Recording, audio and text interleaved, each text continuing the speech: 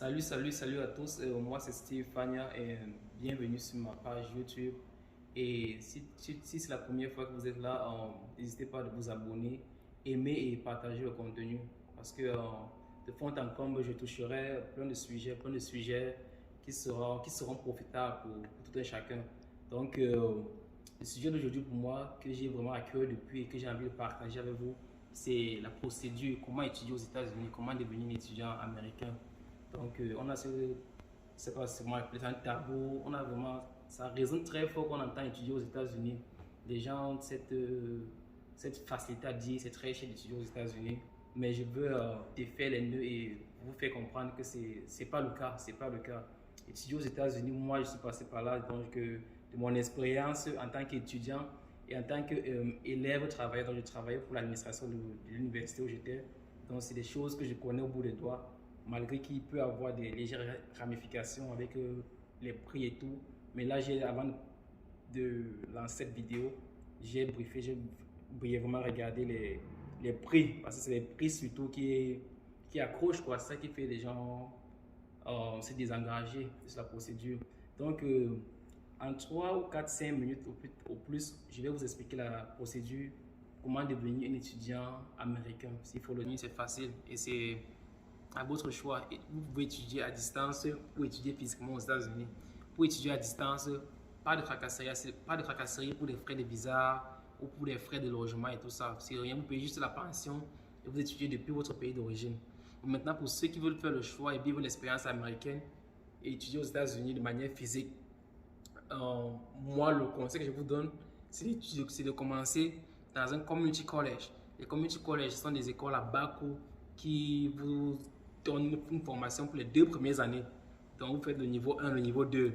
Et après le niveau 3, vous devez transférer pour le niveau 3 dans une université agréée. Donc, moi, l'établissement où j'ai fréquenté, où j'ai commencé mon niveau 1, niveau 2, la pension, à nos jours, j'ai regardé ce matin, écoute, pas la pension, le coût total qu'ils ont estimé pour un étudiant étranger, c'est 28 000 dollars. 28 000 dollars qui est autour de 18 millions, 18 millions 200 000 francs CFA, si les calculs sont bons. Ok, moi je vous ai dit, c'est facile de les éviter. On peut quitter les 18 millions et dépenser que 6 millions 500, maximum 7 millions. Maximum 7 millions. Déjà, pour éviter ça, c'est quoi? Par exemple, on vous dit les livres et fournitures scolaires, 1200 dollars. Donc, on vous dit 600 000, 600, on vous dit il y a près de 650 000 francs de fournitures scolaires qui peuvent être évités.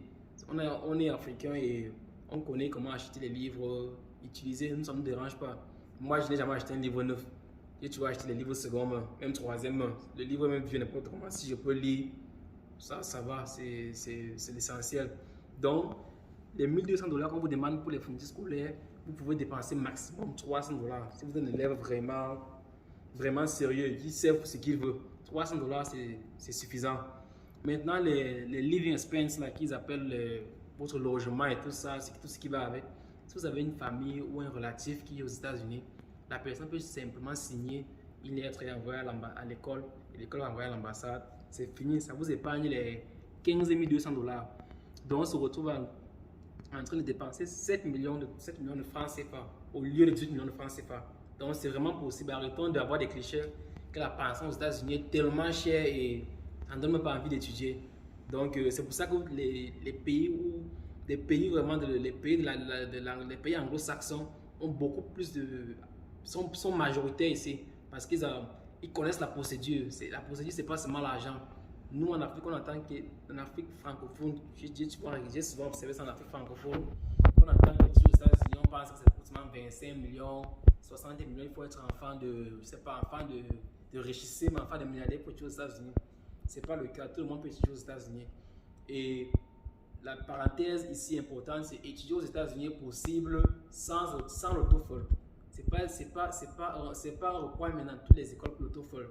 Tu peux venir aux États-Unis en passant par une école agréée qui dispense les cours de langue, notamment les cours d'anglais.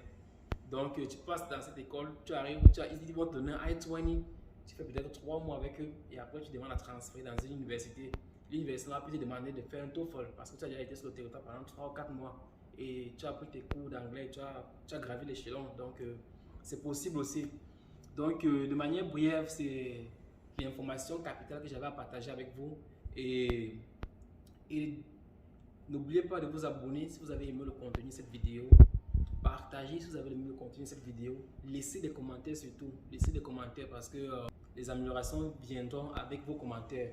Donc, merci et portez-vous bien d'où vous vous trouvez. À plus. Bye.